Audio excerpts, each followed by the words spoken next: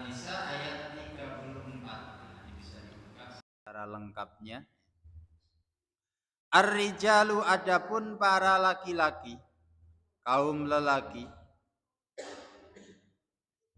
qawwamuna 'alan nisa, itu menjadi pemimpin atas para wanita atau istri-istrinya.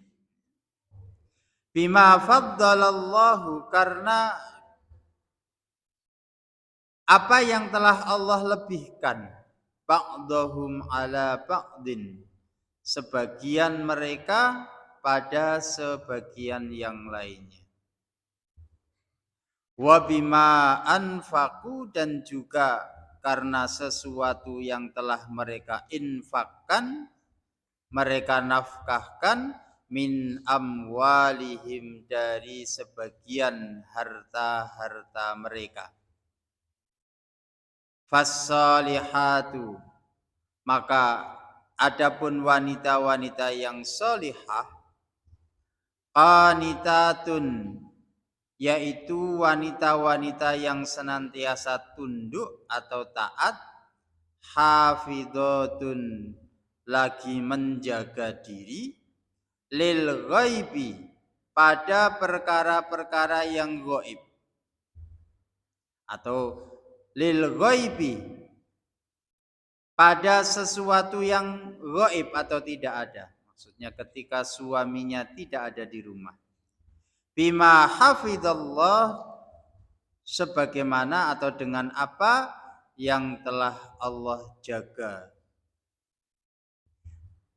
Surat An-Nisa ayat 34. Nah, di sini ditegaskan bahwa para lelaki atau suami itu sebagai qawam. Qawam yang dimaksud dalam ayat ini adalah qaimuna ala idarati syu'unin nisa'i. Qiyamal wulati ala ra'iyati.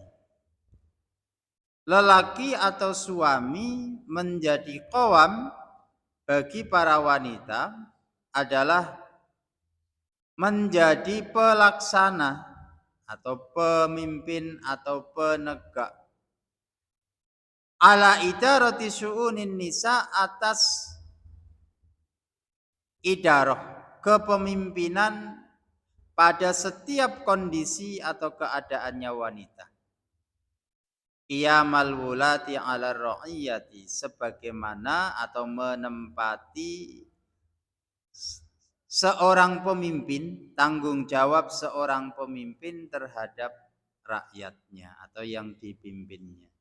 Jadi tegaknya seorang suami sebagai pemimpin bagi para istri tidak ada bedanya atau sama sebagaimana tegaknya seorang pemimpin terhadap rakyatnya. Jadi bertanggung jawab penuh terhadap semua urusan-urusan yang berkaitan dengan rakyat. Suami berarti berkaitan dengan kondisi istrinya. Jadi menjadi tanggung jawab seorang suami bagaimana keselamatan, bagaimana kesejahteraan, bagaimana kebaikan atau baik dan buruknya seorang istri. Itu suami yang akan bertanggung jawab nanti. Wahia, adapun qawamnya seorang lelaki atau seorang suami, taklifun, itu menjadi beban, menjadi tanggung jawab. La tashrifun, bukan semata-mata sebagai bentuk kelebihan atau kemuliaan seorang lelaki kepada wanita. Jadi nggak bisa atau nggak boleh dijadikan sebagai satu bentuk kesombongan, karena qawam di sini bukan sebagai tasyrif, tapi sebagai taklif. Sama seperti pemimpin atau kepemimpinan di level manapun, ya, di level paling bawah sampai level paling atas sekalipun, kedudukan seseorang sebagai seorang pemimpin itu bukan tasyrif, bukan kemuliaan, ya, bukan semata-mata kehormatan yang yang hendak ia dapatkan, tapi kepemimpinan yang ada dalam dirinya itu adalah sebagai taklif, tanggung jawab, beban yang nanti akan dimintai pertanggungjawabannya oleh Allah Subhanahu wa taala.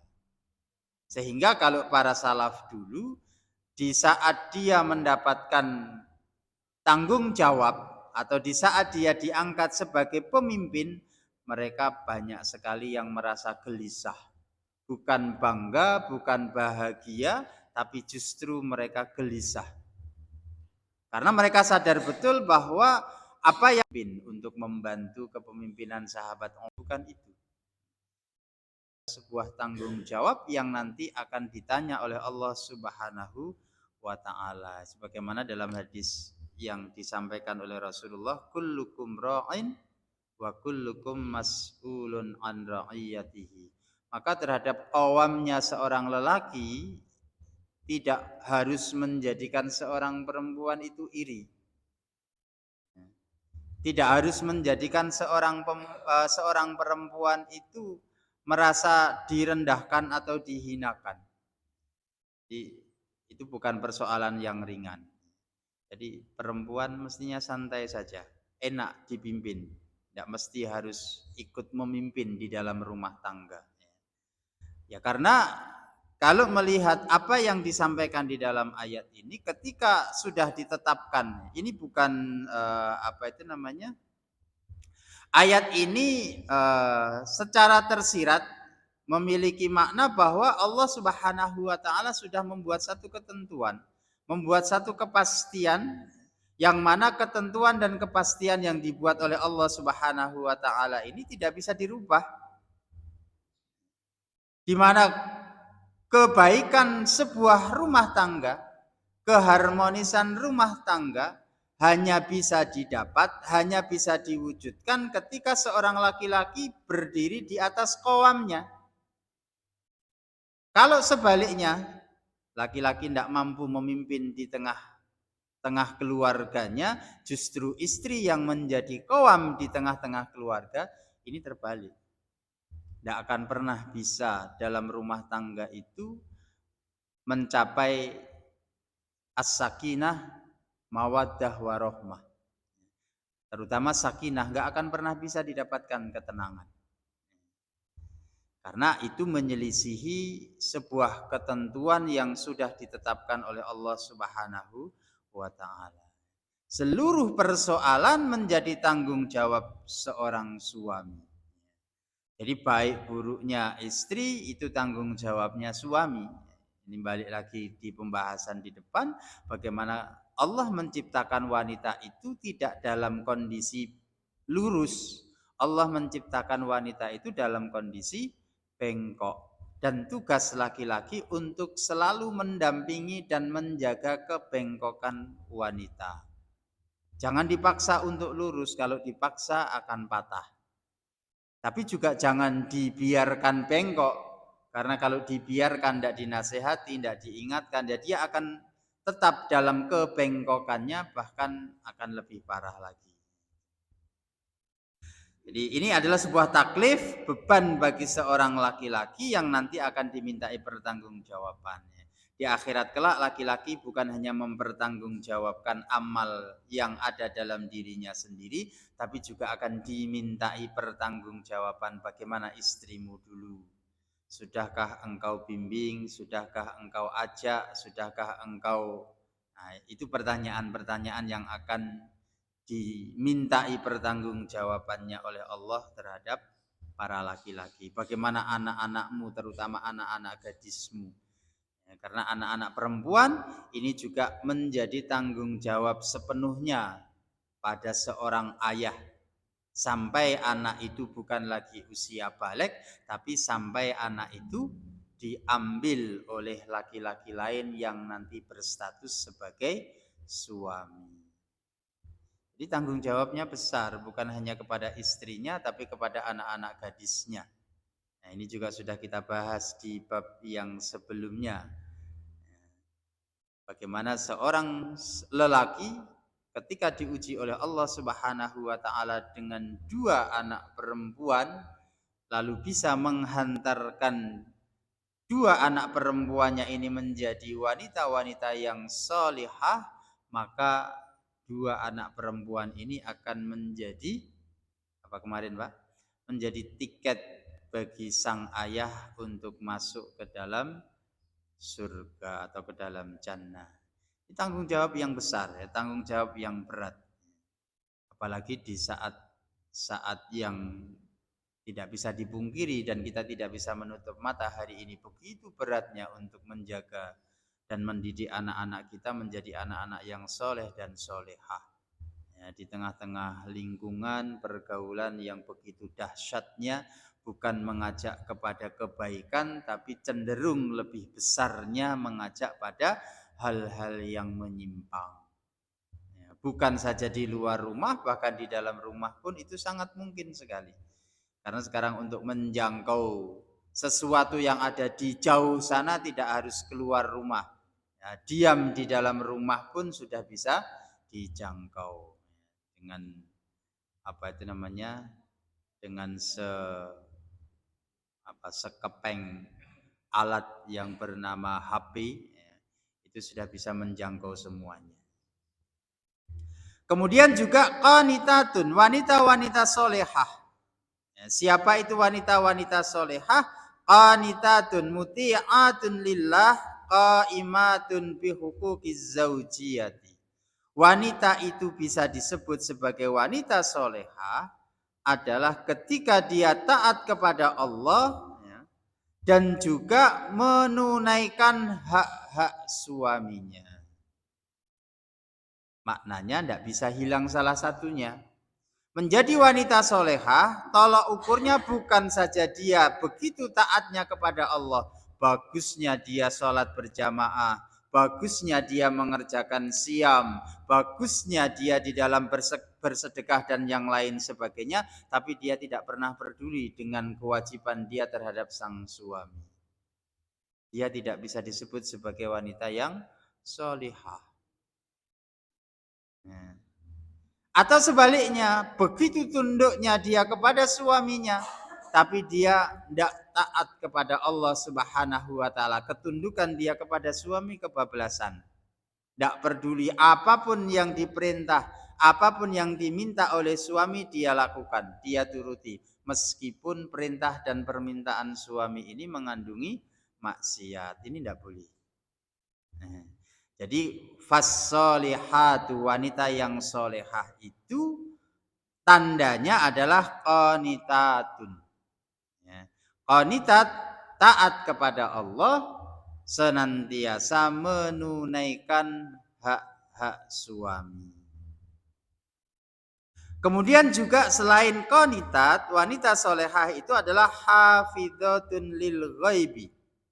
Yahfadna azwajahunna fi ghiyabihim. Mereka menjaga ketidakhadiran suami-suami mereka. Apa yang dijaga? Fi amwalihim, harta-harta suami mereka.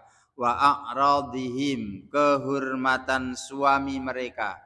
Wa asrarihim, rahasia-rahasia buyutahum, ya, wa asrari buyutihim, rahasia-rahasia rumah mereka. Ya. Jadi hafidhatun di sini maksudnya adalah menjaga ketika terutama sang suami tidak ada di rumah, harta suami dijaga, kehormatan suami jangan dicemarkan, rahasia yang menjadi rahasia berdua terutama jangan dibeberkan. Ini wanita yang solehah. Jadi suami tidak ada, bukan mumpung suami tidak ada, semua hartanya dibelanjakan sesuai dengan keinginannya. Pengen ini dibeli, pengen itu dibeli. Ya. Apalagi juga sekali lagi dengan barang sekepeng itu bisa mendatangkan apapun yang diinginkan. Tinggal memainkan dua jempol saja. Hari ini order, besok datang. Enggak peduli berapapun harganya uang. Wa a'radihim, kehormatan suami terutama. Suami tidak ada, temannya datang, keluarganya datang. Bojomu neng ndi? Metu. metu neng ndi mbah keluyuran ra tau mulih. Nah, semua yang buruk-buruk diceritakan, semua yang tidak baik diceritakan, ini tidak boleh. Ya. Jaga kehormatan suami. Dan juga wa asrari buyutihim, rahasia-rahasia yang disimpan rapat di dalam rumah. Juga jangan diceritakan meskipun itu kepada anggota keluarganya. Masih ingat cerita Ibrahim ketika datang kepada Nabi Ismail, ya. Datang kepada istri pertamanya ngomong tidak ada hentinya, yang disampaikan tentang keburukan-keburukan Nabi Ismail. Kurang ini, kurang itu, tidak begini, tidak begitu. Pesan Nabi Ibrahim, sampaikan kepada Ismail, salam dari bapaknya sudah sampai sini. Dan bilang bapaknya meminta supaya mengganti palang pintunya. Ini istilah yang dipakai Nabi Ibrahim. Jadi perempuan atau istri itu ibarat palang pintu. Menjaga rumah dari pencuri. Menjaga rumah dari penyamun. Menjaga rumah dari orang-orang yang ingin merusak dan memporak-porandakan rumah itu. Jaga sebagai seorang penjaga palang pintu. Kalau dulu kan tidak ada kunci. Kuncinya rumah apa? Palang pintu kan? Selorokan. Itu paling aman sudah. Ya, kalau sekarang ada kuncinya. Perempuan itu adalah kunci rumah yang akan menjaga rapat-rapat rumah dari orang lain. Jangan mengambil harta, jangan memandang isi yang ada di dalam rumah, jangan mengetahui segala seluk-beluk yang ada di rumah. Rumah cukup keluarga saja yang tahu. Ketika istri pertamanya Nabi Ismail menceritakan yang buruk-buruk tadi, Ibrahim berpesan ganti palang pintu. Nabi Ismail memahami perintah Nabi Ibrahim, akhirnya istrinya dicerai. Karena istri yang kurang baik, yang tidak bisa membimbing atau bisa menolong suami untuk taat kepada Allah Subhanahu wa ta'ala. Karena di penutup, masih ingat di penutup bab yang kemarin, bahwa sebaik-baik perhiasan adalah istri yang solehah. Dan salah satu fungsi istri solehah adalah penolong bagi seorang suami untuk taat kepada Allah. Kalau istri selalu mengajak jauh dari Allah, maksiat kepada Allah, ini berarti bukan istri yang solihah. Ketika Nabi Ismail sudah menceraikan istrinya yang pertama, kemudian beliau menikah lagi. Dari istri yang kedua inilah kemudian terus sampai pada Nabi Muhammad sallallahu alaihi wasallam. Istri yang solehah melahirkan anak-anak yang soleh dan solehah juga. Jadi akan menjaga harta suami, kehormatan suami, serta rahasia-rahasia yang ada di dalam rumahnya.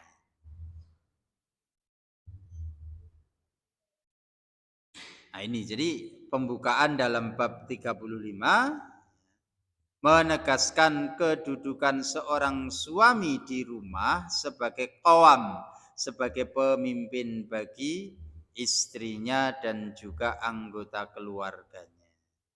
Sedangkan wanita-wanita yang solihah dipimpin oleh laki-laki, oleh suami yang soleh. Dia akan menempatkan diri sebagai wanita-wanita yang solihah. Ciri-ciri dari wanita yang solehah adalah qanitat, taat kepada Allah, selalu berusaha dan berupaya untuk menjalankan hak-hak suaminya atau menjalankan kewajiban dia terhadap suaminya, dan juga selalu menjaga harta suami, kehormatan suami, rahasia-rahasia rumah, terlebih di saat sang suami tidak ada di rumah.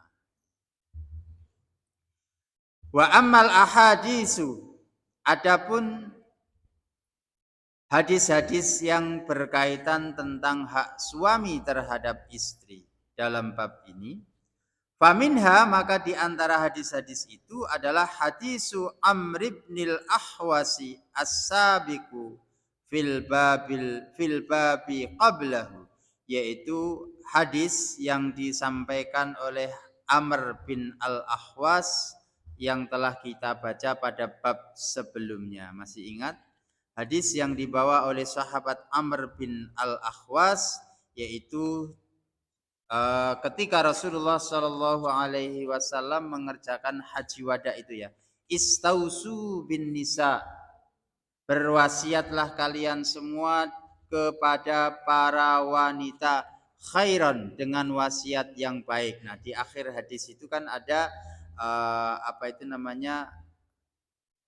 sabda Rasulullah Shallallahu Alaihi Wasallam yang menegaskan tentang kalian punya hak atas mereka dan mereka juga punya hak atas kalian.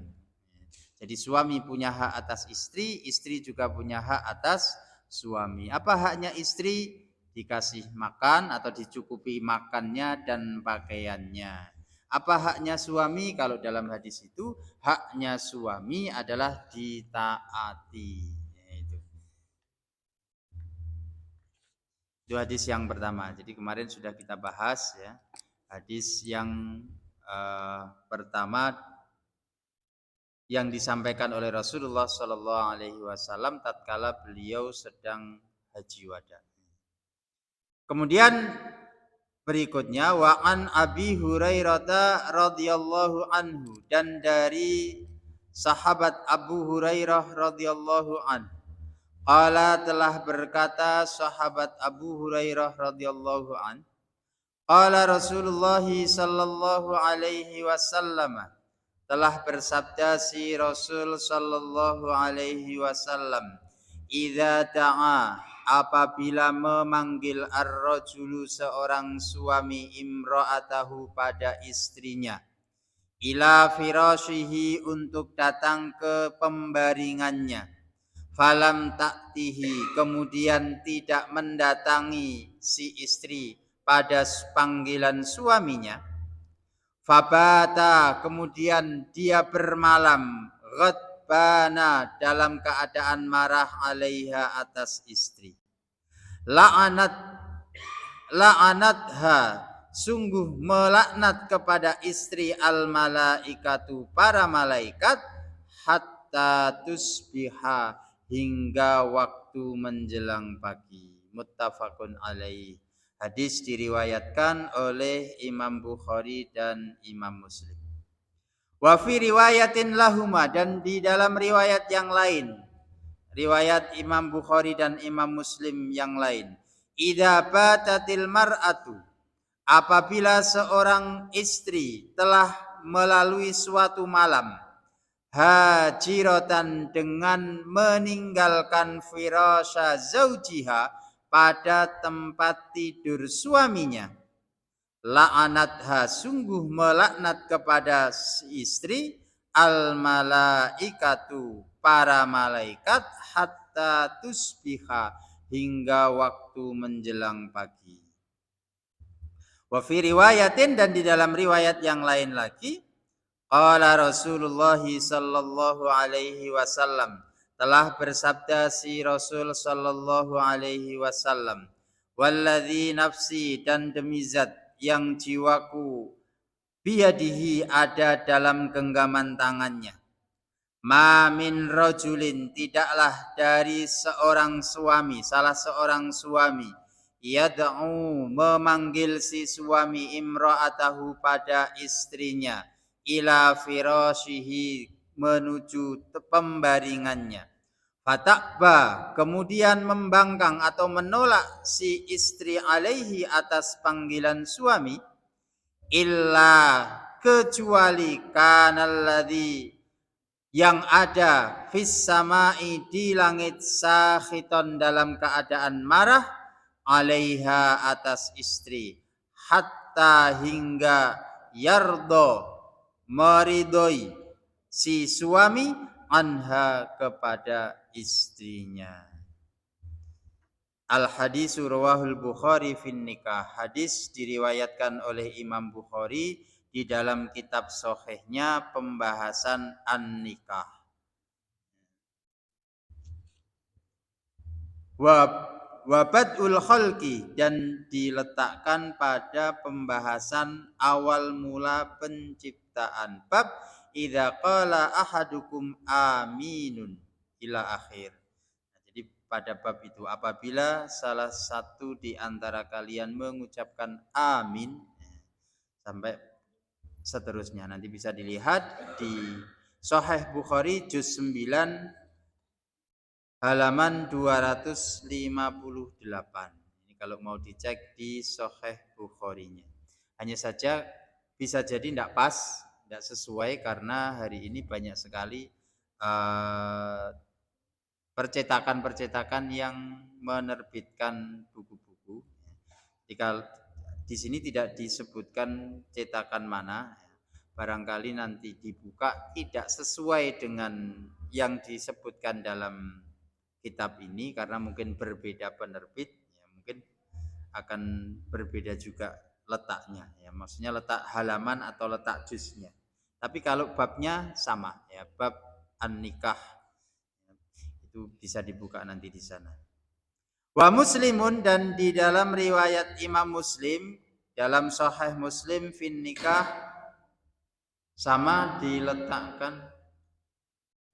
Ada yang error berarti tadi mas kabelnya tadi nggak bunyi. Di dalam Sahih Muslim juga diletakkan pada pembahasan nikah bab tahrimu imtina'iha min firasyi zaujiha. Ini lebih spesifik kalau dalam Sahih Muslim. Pembahasan tentang nikah bab haram meninggalkan tempat tidur suami. Hadis nomor 1436.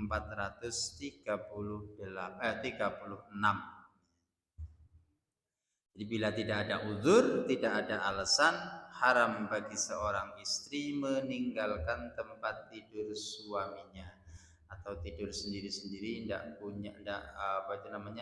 mau memenuhi panggilan suami. Kalau tidak salah zaman dulu, mbah-mbah dulu, memang suami dan istri itu punya tempat tidur berbeda, Pak nggih?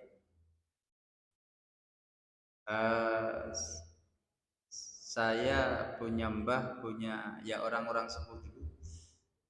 Apa itu kalau sudah usia tua saja tidak tahu. Tempat tidurnya terpisah. Maksudnya punya bayang, apa bayang bahasa Indonesianya. Sekarang sudah enggak ada bayang sih, adanya dipan, ada spring bed. Ya pokoknya tempat tidur itulah. Itu kan kecil-kecil.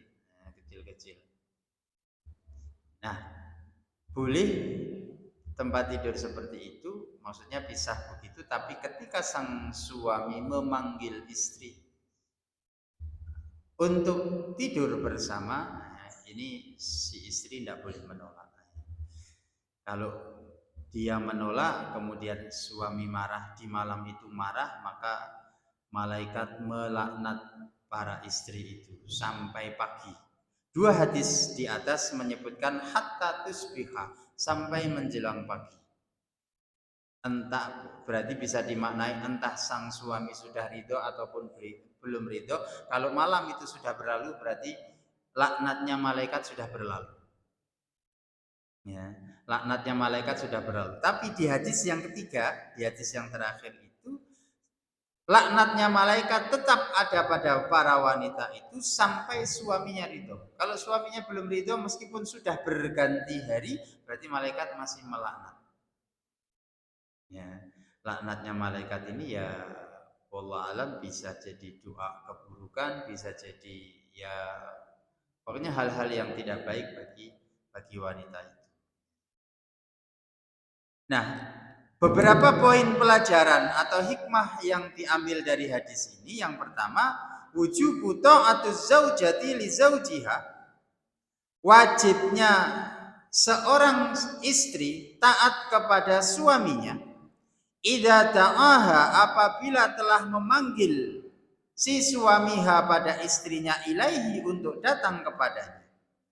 Walam yakun biha, dan si istri yang dipanggil oleh suami ini tidak ada dalam dirinya udhrun, suatu udzur atau alasan untuk tidak memenuhi panggilan suami. Wamtina'uha andalika, dan menghalang-halangi atau mengingkari panggilan suami Kabiratun itu bagian dari kabirah, dosa besar. Tastaujibu tarduha, yang mengharuskan seorang istri, ya, min tarduha min rahmatillah, tertinggal atau terhindar dari turunnya rahmat Allah. Jadi enaknya ibadah di dalam Islam itu hanya ada pada nikah. Maksudnya ibadah yang lain itu enak, tapi untuk mendapatkan keenakan, kenyamanan, pahala besar, semua kan harus bersusah payah dulu, harus rekoso dulu. Kecuali nikah. Tapi di bagian yang nyari rezeki untuk bapak-bapak, untuk ibu-ibu, di luar bagian hamil dan ngerumati anak-anak. Karena itu ya bagiannya rekoso juga, bekerja itu juga harus keluar tenaga, susah dan yang lain sebagainya. Hamil itu juga payah, berat, sakit dan yang lain sebagainya. Menyusui, ya, mendidik anak itu juga berat. Tapi untuk satu sisi dalam nikah, yaitu hubungan suami istri, ya, itu juga mendapatkan pahala dari Allah Subhanahu wa taala, tidak disia-siakan. Mulai dari pertama suami memandang istrinya itu berpahala. Suami memegang tangan istrinya itu berpahala. Suami bersenda gurau dengan istrinya itu berpahala. Dan pahalanya bertingkat-tingkat, mulai dari memandang, pahalanya kalau mungkin dibuat ilustrasi 1 pahala, kemudian menyentuh berarti 2 pahala, terus sampai pada puncaknya semakin nikmat, pahalanya semakin tinggi. Dan itu hanya bisa didapat dengan nikah. Mohon maaf bagi yang belum nikah. Mas sudah nikah belum? Berarti anak-anak yang di belakang berarti yang belum nikah. Ya. Jadi hanya ada dalam nikah, di luar nikah nggak ada. Di luar nikah nggak ada. Kalau, ini masih ada kalau lagi, kalau seseorang menikah itu niatannya adalah ibadah. Maka bagi para laki-laki atau para perempuan yang hendak menikah itu jangan lupa selalu diingatkan, ya, tentang niat dia ketika mau menikah tadi atau ketika dia menikah. Jangan sampai sebagai seorang muslim kemudian menikah tidak ada niat dalam dirinya untuk beribadah kepada Allah Subhanahu wa taala. Jadi harus ada niatan beribadah, bukan hanya sekedar niat untuk melepaskan kejombloannya saja. Bukan hanya sekedar niat untuk membangun rumah tangga sebagai manusia yang harus melahirkan keturunan saja, tapi niat membentuk rumah tangga, niat menikah dalam rangka beribadah kepada Allah Subhanahu wa taala. Kalau sudah diniati ibadah, semua yang dilakukan di dalam pernikahan itu akan bernilai pahala.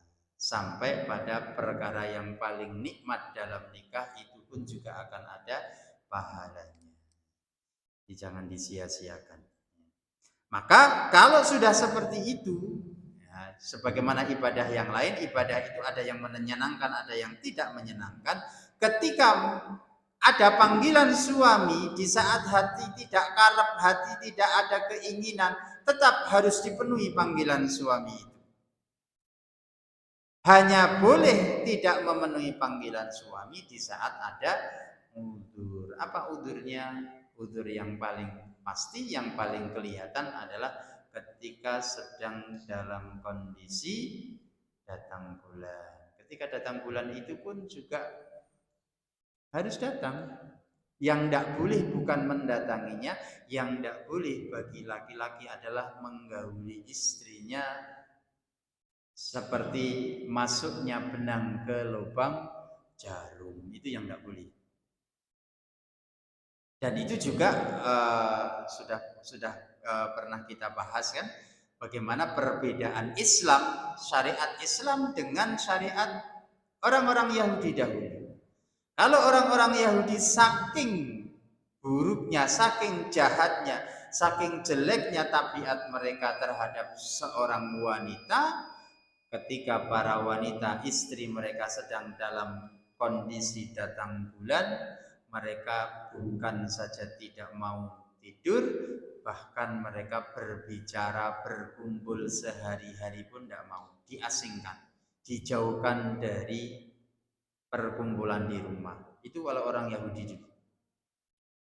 Tapi dalam Islam, ketika perempuan-perempuan atau para istri itu dalam keadaan datang bulan, Islam masih tetap membolehkan untuk bergaul, berkumpul dengan mereka, bahkan bersenang-senang dengan mereka juga diperbolehkan. Hanya satu yang tidak diperbolehkan, puncak kesenangan itu yang tidak diperbolehkan. Haram. Ya. Kalau nah di situ udurnya, perempuan tidak memenuhi panggilan suami.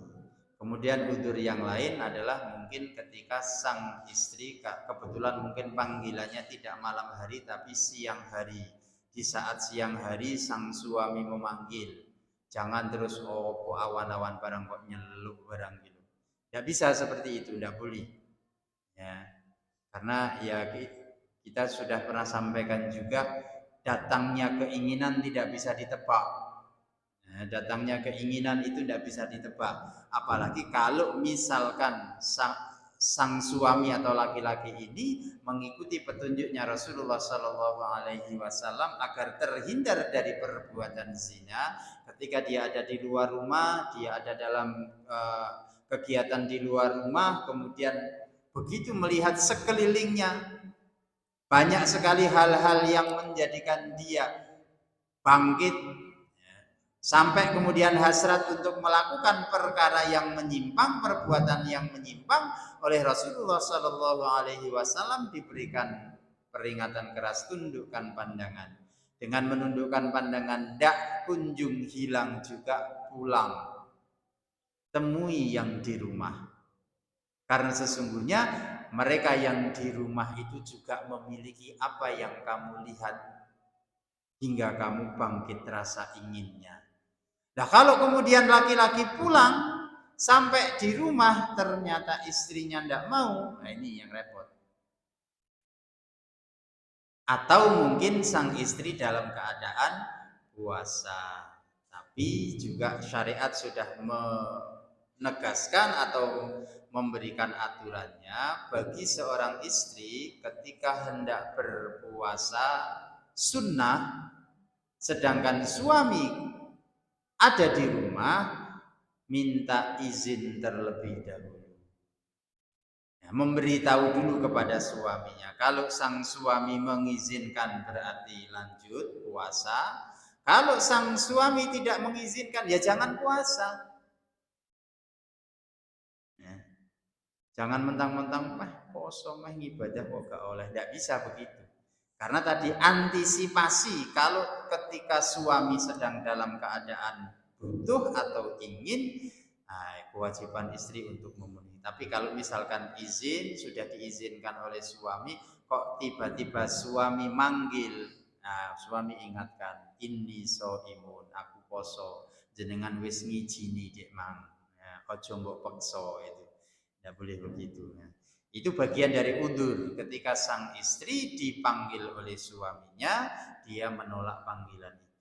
Adanya udzur-udzur itu berarti menafikan atau meniadakan tadi. Kemarahan suami bisa mendatangkan laknatnya para malaikat. Jadi yang pertama, wajib bagi seorang istri untuk menjawab atau memenuhi panggilan suaminya ketika sang suami ingin ditemani di tempat tidur. Sudah masuk waktu Isya.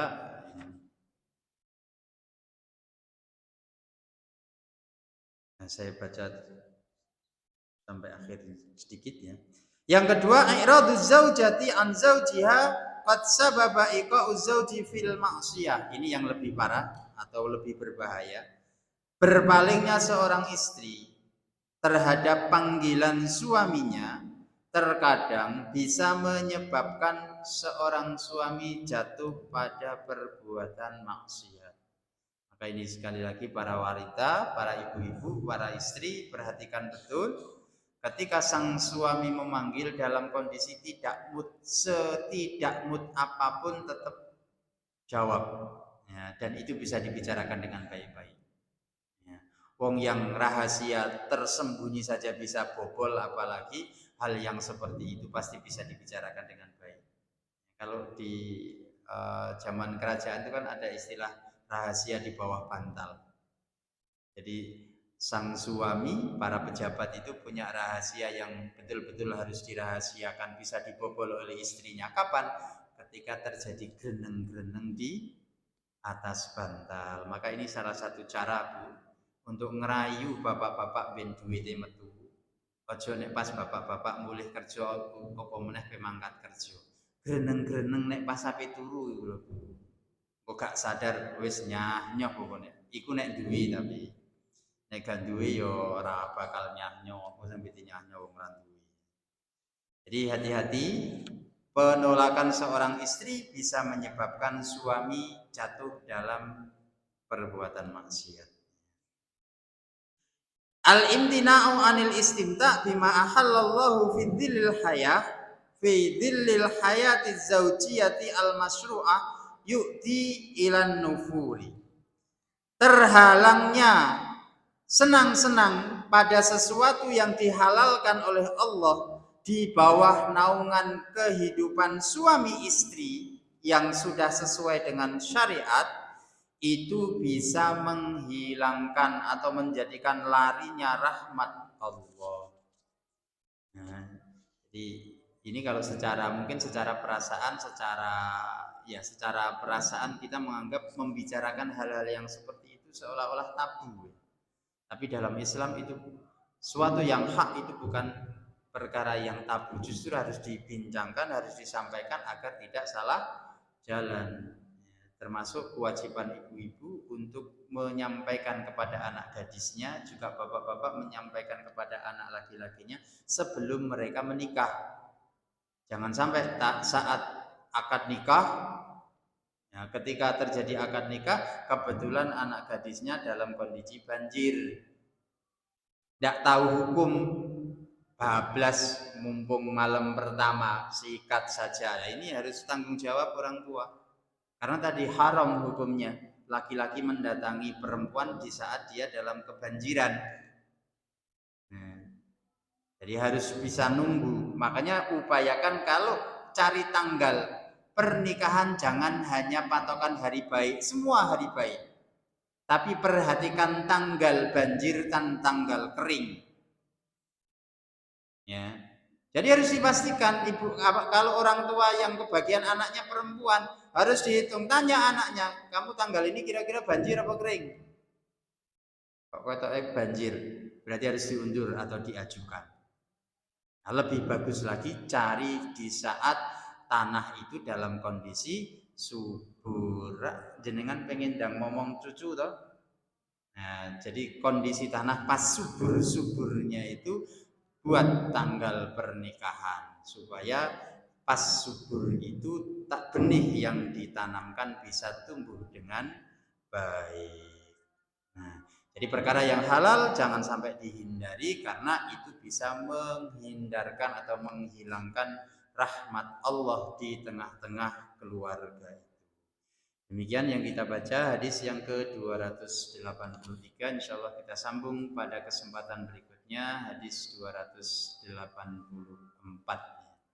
Kurang dan lebihnya mohon maaf. Aku lupa liada. Astagfirullah subhanaka Allahumma rabbana wa bihamdika asyhadu an la ilaha illa anta astaghfiruka wa atubu ilaik. Wassalamualaikum warahmatullahi wabarakatuh.